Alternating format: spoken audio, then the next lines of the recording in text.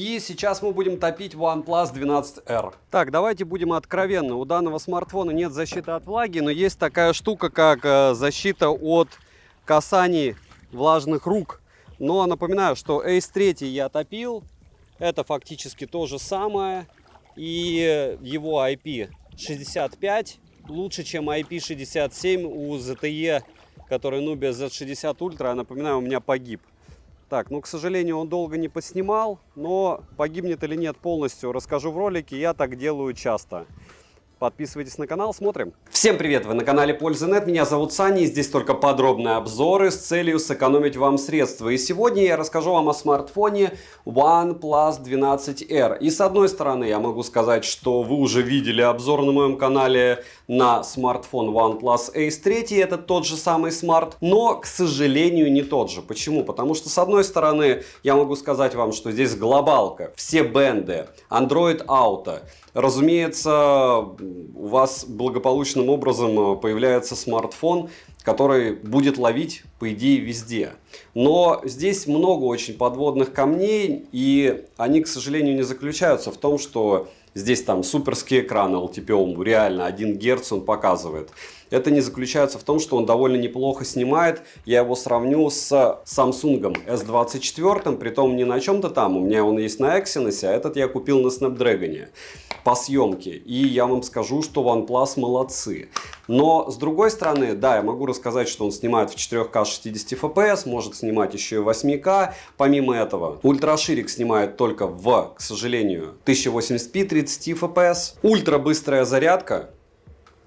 Кстати, в комплекте она у меня не шла, я ее покупал заранее. Защита от влаги, которую мы с вами испытали в начале, что со смартфоном случилось, я расскажу вам потом. И напоминаю, что если вы хотите узнать про этот или другой смарт, который вы видели в обзоре на моем канале, желательно вам посмотреть еще обзор на канале Польза Стримы. Там обзор одним кадром, где я рассказываю о смартфоне, и прожарку. Этот смарт мы жарили вчера на канале Польза Стримы, и я не скажу, что он идеально себя повел, но об этом вы узнаете в ролике. Смотрим. Распаковка. Поставляется эта модель в небольшой красной коробке. В комплект входит краткое руководство пользователя, сам смартфон с наклеенной защитной пленкой, адаптера питания нет, фирменный кабель для зарядки с USB-A на Type-C и ключ для извлечения слота под 2 нано-сим-карты. Расширить внутреннюю память, вставив карту памяти, невозможно. На руках у меня глобальная версия смарта. Габариты 12R составляют 164 на 75 мм, а вес равен 207 граммов. Розыгрыши море, читаем описание, какие сейчас актуальны, постоянные. Теперь у нас будет Poco X6 Pro в течение 3 месяцев, раз в месяц один смартфон. За лайк, подписку и комментарий к любому видео, и либо в комментарии через пробелы, либо в описании к своему каналу вам нужно указывать свой ник в телеграм-канале и подписаться на мой ТГ скидок. Все просто. И тогда вы в розыгрыше. 30 числа каждого месяца будем разыгрывать смарт. В течение недели, если человек будет не объявляться, будем переразыгрывать. Переходим к обзору. Поставляется смартфон OnePlus 12R в голубой и серой расцветке. Дизайн смартфона не отличается от большинства новых флагманов на рынке, но несмотря на это, выглядит данная модель отлично. Тыльная часть выполнена из стекла, рамки из авиационного алюминия, а с фронтальной части экран защищен Corning Gorilla Glass Victus второй версии. Качество материалов на высоте, сборка отличная, хотя, повторяюсь, многим не нравится зазор между тыльной частью смартфона и железной плашкой для модулей камер, потому что там есть полмиллиметра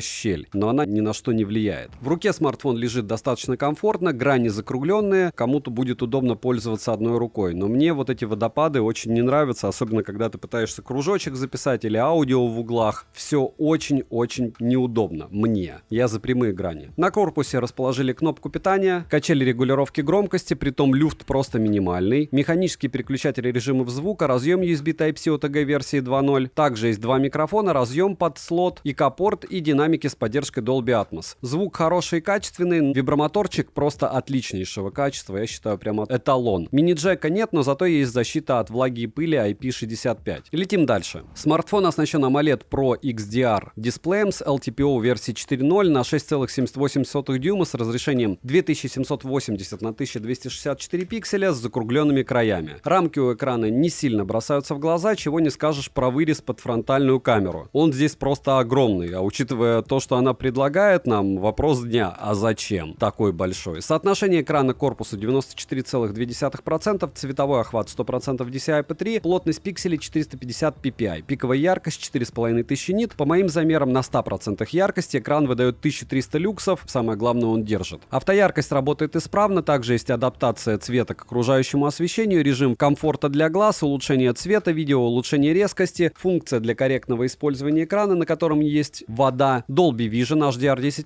и другие функции технологии. Частота обновления экрана 120 Гц, результаты теста на частоту дискретизации касания вы видите на экране. Мультитач на борту, смартфон на 10 касаний откликается хорошо. Показатели шима, смотрите, я специально измеряю теперь радексом и параллельно измеряю прибором с поверкой и паспортом. Вот по прибору шим не радует, даже на 100% почти двадцатник. Если говорить про радекс, то шим все равно не радует, потому что вне зависимости от того, включена защита глаз, не включена, 10-15% вы имеете, и понятно, что экран просто классный, и в простой показывает 1 Гц, LTPO и все дела, но теперь я начинаю понимать, почему, когда люди мне пишут в комментариях, когда мы, блогеры, проверяем радексом, что у нас 10% шима, у кого-то устают глаза. Потому что двадцатник это уже другая история, а вот прибор показывает 20%. И это прямо много. Опять же, пишите, чем я лучше, чтобы измерял, как вам комфортно в комментариях. Потому что я понимаю, что много людей уже следит за своим здоровьем, и многим показатели шима важны. Полноценный Always On Display в наличии. Далее, разблокировать экран можно при помощи сканера отпечатков пальцев, внедренного в экран, распознаванием лица и стандартными способами. Сканер отпечатков пальцев срабатывает быстро, без нареканий, расположен мега удобно, высоко и, как говорит сам OnePlus, очень дорого. Завести можно до 5 отпечатков, ко всему один и тот же отпечаток завести нельзя. Лицо можно завести только одно, а срабатывает оно отлично, в принципе, как и срабатывание по разблокировке отпечатка пальцев. Процессор установлен Qualcomm Snapdragon 8 Gen 2 с техпроцессором 4 нанометра с 8 ядрами, максимальная частота у него 3,2 ГГц, графический процессор Adreno 740, интерфейс Oxygen OS 14 на базе Android 14 версии. Интерфейс доступен на русском языке, так как это глобальная версия смартфона, но и в китайской версии, как вы знаете, у OnePlus все на русском языке тоже. Мало того, у iQOO тоже есть русский язык, и только у Xiaomi его нет, даже у Realme есть. Единственная китайская версия, повторюсь, блокируется. Несколько раз скажу вам за обзор об этом, но вдруг вы забудете, когда будете покупать Ace 3 и увидите его супер-супер дешево, чтобы вы 50 раз написали продавцу о том, что, друг, если он заблокирован, ты мне заплатишь $100, допустим, сверху. И получится, как у меня тогда. Супер дешево. 12R, но не в глобалке. Оперативная память LPDDR5X, внутренняя память UFS 3.1. И это позорно. Почему? Потому что OnePlus 12R имеет 3.1, а Ace 3, который то же самое, имеет 4.0. И разница у них в 2 раза по скорости у внутренней памяти. И она влияет. Достаточно посмотреть на глюки камеры. Я скидывал их в личную телегу. И здесь вы тоже примеры увидите. OnePlus 12R поддерживает Wi-Fi 7 серии, чему они очень гордятся, и 5G сети. Для 4G сети 7 и 20 бенд на борту, также есть 3 бенд, разумеется. Далее, датчик приближения работает постоянно и исправно. Bluetooth версии 5.3, напоминаю, что у флагманов обычно 5.4 уже давно ставят, аудиокодеков на борту достаточно. 12R поддерживает NFC, на данный момент можно устанавливать в MirPay для оплаты NFC модулем. GPS-тест показывает в городских условиях стандартную точность 3 метра. PC-марки смартфон выдал 7 часов 15 минут на максимальной яркости, максимальном разрешении экрана и максимальной герцовке. Тест я проводил на 100% яркости. Смарт поддерживает быструю зарядку до 100 Вт, а вот беспроводной зарядки нет, как и реверсивной нет. Заряжается он супер быстро. Смотрите, за 2 минуты он заряжается на 10%, за 5 на 20, за 10 на 37, за 15 минут на 50, за 20 на 65, за 26 минут зарядился у меня на 80%, а за 35 минут он зарядился на 100%. Это прям супер быстро. За час просмотра видео на YouTube уходит в среднем 8% заряда, но на 100% яркости. Притом по Wi-Fi. В играх смартфон поедает от 24 до 30%. Смотрите, польза стримы. Там мы его жарили 2 часа, и там все было понятно. Единственное, минус сразу, что в PUBG New State он, хотя это и Snapdragon 8 Gen 2, но из-за того, что внутренняя память медленная для этого типа процессора, он даже 90 FPS не показывает. Хотя в Genshin у него проблем не было, и 60 FPS он держал какое-то время. Яркость он не сбрасывает, сбрасывает минимально. И всякие бродилки из разряда Diablo для него, разумеется, просты. Нагрев минимальный, и не смотрите на тротлинг.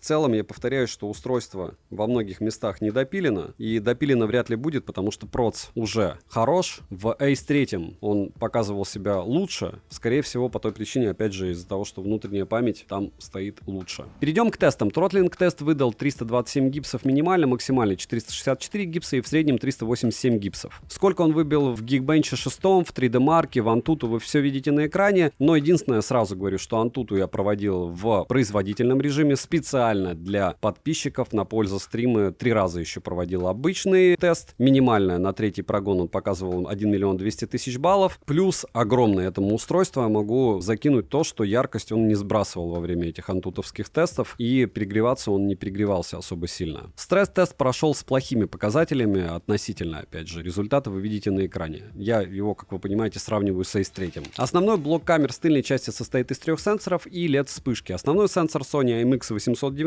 на 50 мегапикселей с апертурой 1.8, автофокусировка, оптической стабилизацией, максимальным разрешением для видеозаписи 4К 60 FPS. Да, здесь нет 8К. Сверхширик на 8 мегапикселей с углом обзора в 112 градусов, и он может снимать максимум в 1080p 30 FPS, что прям смешно и печально. И макросенсор на 2 мегапикселя затычка. Фронтальный сенсор на 16 мегапикселей. Максимальное разрешение для съемки видео у него 1080p 30 FPS. Грусть, печаль меня съедает, но короткие примеры вы сейчас увидите, плюс еще сравнение с S24 на снэпе.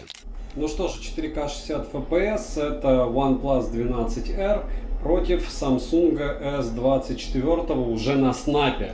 Я тестировал Samsung S24 на Exynos, который все еще у меня на руках, а этот на Snapdragon. Я, наверное, не буду Snapdragon против Exynos делать видео сравнение, потому что по мне, я сейчас их гонял, они очень похожи. Опять же, решать вам, напишите, интересно ли вам, с чем сравнить Samsung S24 на Qualcomm из того, что у меня есть.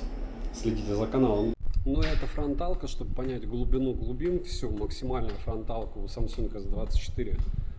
Съемка 1080, точнее у S24 4К 60 FPS. У 12R 1080p 30 FPS. И учитывая, как Oppo докидывает, допустим, на свои топовые модели 4К 60 FPS, у OnePlus, конечно, ультра скромно за его ценник, потому что, опять же, глобалка стоит пусть на 20% дешевле, чем S24, но только на 20. Ну что же, 4К 60 FPS, продолжение сравнения, ночь,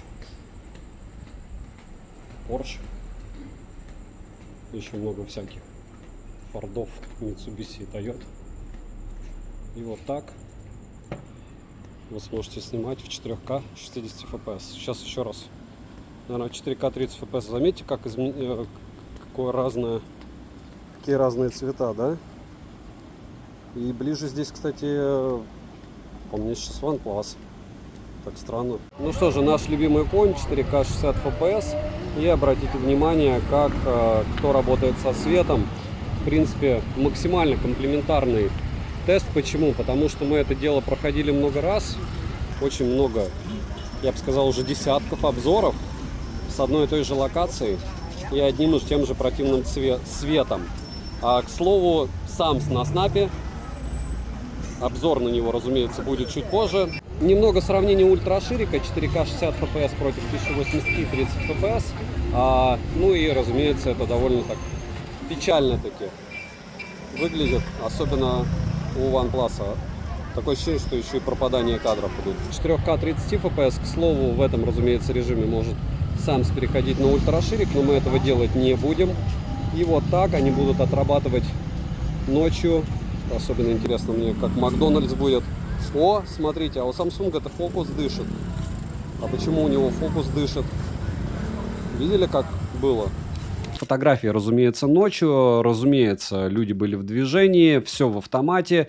Что вы видите? Правильно, вы видите, что S24 намного лучше справляется с освещением. S24 имеет более широкий диапазон динамический, и помимо этого еще и лучше детализация. И всем, кто хочет мне сказать, что Александр, ну ты очумел, ты помни, сколько стоит S24 и сколько стоит 12R. Посмотрите сами, не такая огромная разница, это раз. И два, да, 12R субфлагман, но многие представляют OnePlus как суперкамерафоны. Напоминаю, что здесь у нас и нет 1080p 30 fps, точнее, только на ультраширике нет 4К. Помимо этого на фронталке 1080p 30 fps. И фотографии очень даже неплохие, но, повторяюсь, по мне они неплохие за его стоимость китайской версии, где у нас Ace 3. Сравнение. Здесь у нас OnePlus 12R справа, а слева Samsung S24. Работа фронталки. Хотя я ругаю фронталку того же OnePlus 12R, я хочу отметить, что я специально сделал две фотографии против источника освещения и когда я перекрыл лампы своей головой. Так вот, вроде бы S24 снимает лучше, детализация выше, но у него такое количество шумов, что лучше бы он вот сгладил все 12R, зашибись. А посмотрите, сколько шумов у Samsung S24. Это вообще фотография, которую можно выбрасывать и удалять. Притом на 12R можно ее и оставить. Если говорить о фотографиях уже без этих ужасных источников освещения, то по большому счету, да, видно сразу, что детализация у OnePlus конкретным образом страдает. Два примера: OnePlus 12R слева, Samsung S24 справа. И здесь уже интересней. Смотрите, с одной стороны, OnePlus 12R отлично поработал со светом, с освещением, с источниками. С другой стороны, у него смазанный человек, то есть у него, получается, задержка была вообще в автомате как-то минимальна. С третьей стороны, вот любой источник освещения, который вы возьмете у Samsung, как он отработал, ISO, кстати, выставил OnePlus 12R 1000, с ними он отработал Sams ужасно. Со всеми остальными объектами, в принципе, оба смартфона отработали плохо, и сказать, что здесь кто-то лидер, ну, менее ужасно по мне у 12R с освещением, но более ужасно с людьми и предметами. Здесь паритет полный, и обе фотографии абсолютно бесполезны и в каком-то смысле несмотрибельны. Опять же, это мой взгляд, у вас может быть какой-то другой подход. Скачивайте исходники, смотрите и оценивайте фотографии от OnePlus 12R. Вот это была фотография неудачная, это более-менее удачная. Я специально не выбирал суперские фотографии. Почему? Потому что, с одной стороны, вы видите здесь отличные цвета, хорошо он вырезал, и вроде бы объем есть. Но мы переходим вот к этой фотографии, и мне сразу хочется сказать, любой Honor, любой Huawei за эти деньги будут иметь объем. Здесь у нас картинка пусть и не очень, но она плоская. Если говорить про вот эту фотографию смаз, почему смаз в лифте, я хочу отметить отдельно, те, кто не посмотрел полностью обзор с примерами видео, у меня был глюк камеры. Это недопустимо для OnePlus. Если говорить про чашку, то там все было хорошо по цветам. Если говорить про это фото, то здесь по цветам тоже все хорошо. Не хватает деталей, не хватает объема. И понятно, что можно в RAW снимать и еще много чего делать. Я бы хотел большего, вот прям большего. И в ручном режиме получается все лучше. В автомате OnePlus за эти деньги снимает на уровне смартфонов за 30-35 тысяч рублей. В фоторежиме это точно не лучше. 4К 60 FPS, съемка с одной руки.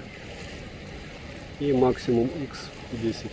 Более широкий динамический диапазон снимаю в влоге. Ничего красить не буду. 4К 60 FPS. Продолжение фудблогинга. Основа.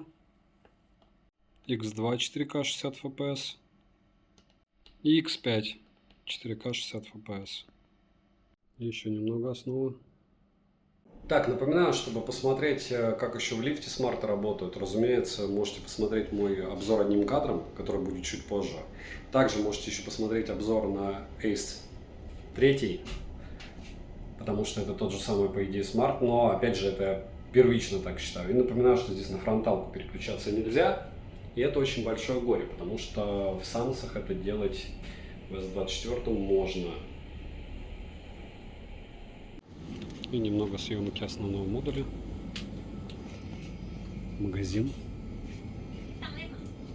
Вот так. Ну что, продолжаем банкет. Пример съемки с одной руки. Разумеется, максимальное разрешение, максимальный FPS, ночь. И вот так в движении вы сможете снимать с одной руки. Какая разница, с одной или с двух. Но не на штативе в плане и не на стабилизаторы. Напоминаю, что я пытался на стабилизатор когда-то давным-давно вешать смартфоны. Хорошо, что у меня автостаб не навернулся, так делать нельзя. И, наверное, это лучшая картинка, которую вы можете получить. Но повторяю, что ночью, еще и в движении, еще и с ветром снимает все плюс-минус плохо. Просто что-то снимает плюс-минус плохо, а что-то снимает плюс-минус ужасно. Насколько хорошо или плохо, решать, как всегда, вам. Но я видел съемку и получше за эти деньги. Но опять же не намного лучше. По мне, OnePlus справляется уже неплохо. И многие считают, что обновления камеры никогда не улучшают. Я вижу, что улучшают видеосъемку однозначно. Может быть, алгоритмы по фото — это чуть-чуть другая история. Там можно долго спорить. Где-то лучше стал динамический диапазон у кого-то не стал, у кого-то лучше стала детализация. Ну а в видео все всегда максимально топорно. Лучше стаб или нет, сразу видно. Лучше фокусировка или нет, сразу видно. И прошивки обычно видео конкретно допиливают. Еще немного ночи. В 4К 60 FPS. Вот так сможете снимать.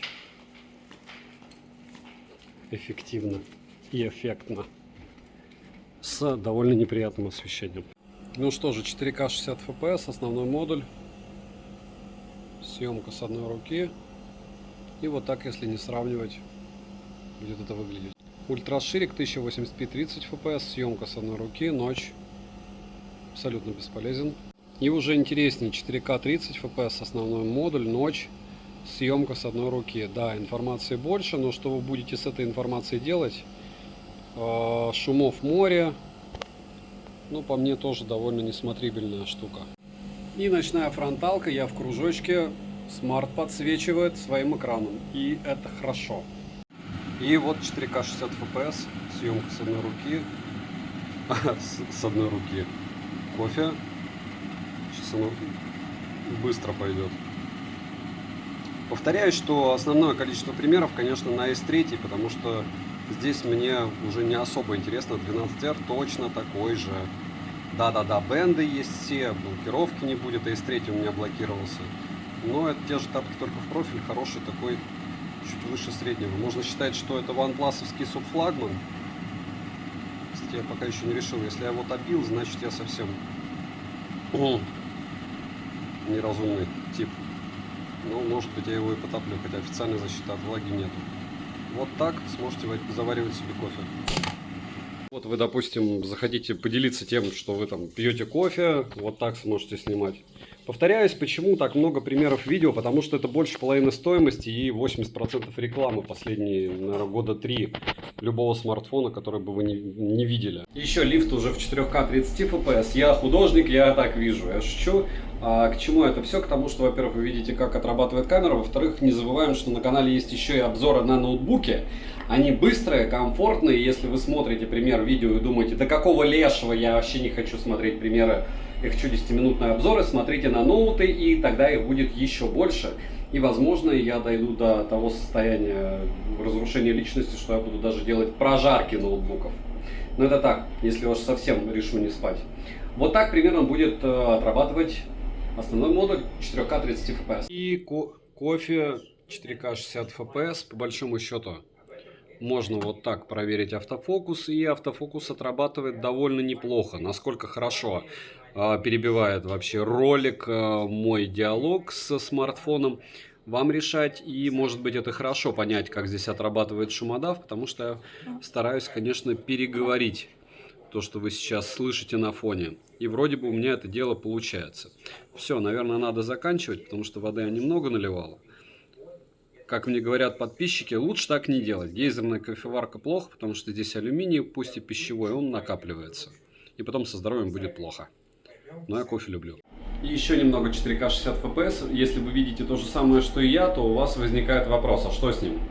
Ну-ка. У меня какое-то было нижнее искажение по нижнему краю экрана. Возможно, этот глюк не будет в записи, но кружочек я не стал делать. Пропустил момент. Надеюсь, вы поверите мне на слово, а еще мы увидим в записи, в принципе, насколько хорошо сохранилось то, о чем я говорил. Ночь, улица, 4К 60 FPS, съемка с двух рук, плавненько. И, как говорил, распаковка 2 паковка в 12, а не 12R. Качество съемки похоже на Samsung S24, даже его переплевывает местами. Но мы с вами тестируем не 12, а мы тестируем OnePlus 12R. Это то же самое, что Ace 3.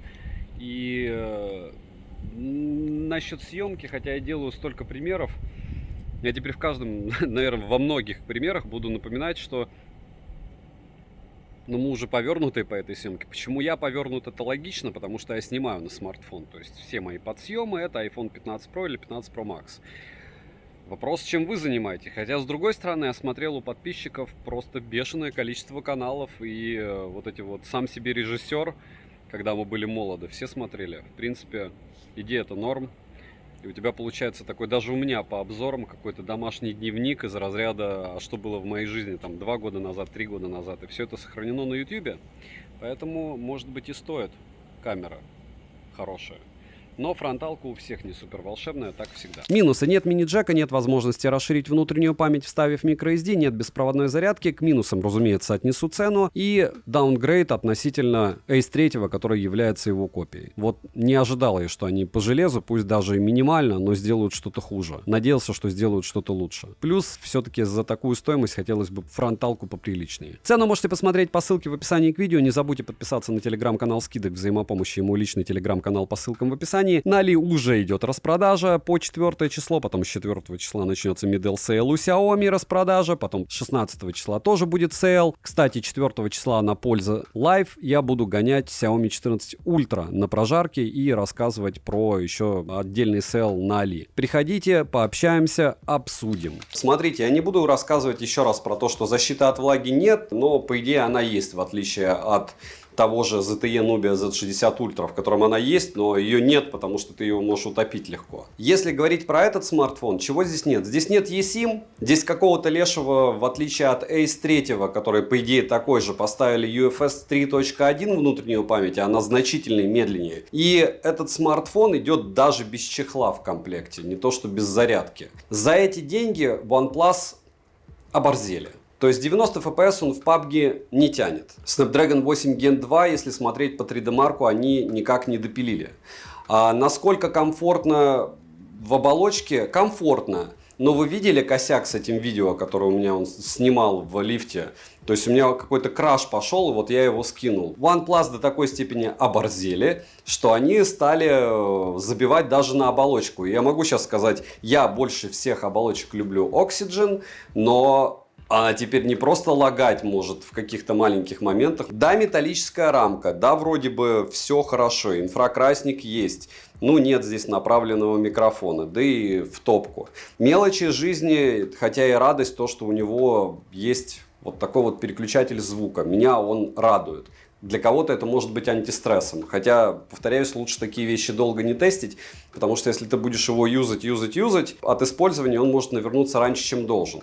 Да, круто, что здесь сканер отпечатков пальцев наверху. Да, круто, что здесь просто обалденная вибра. Нереально круто, что очень-очень-очень обалденный экран. 1300 люксов, яркость плюс LTPO, реально 1 Гц и автономность, в принципе, как и у всех. Но вот это моральное, когда я покупал Ace 3, и он мне обошелся на 10 тысяч дешевле, и потом он у меня заблокировался, в итоге с разблокировкой и возвратом средств, я вообще, получается, купил этот смартфон на 15 тысяч дешевле, чем OnePlus 12R. В то же время я понимаю, что вот это BBK, и у BBK есть iQOO Neo 9, он стоит 30-ку. Это стоит 48 на распродаже, нижний ценник был, может быть, будет еще ниже. Ценообразование, ну, я понял бы 42.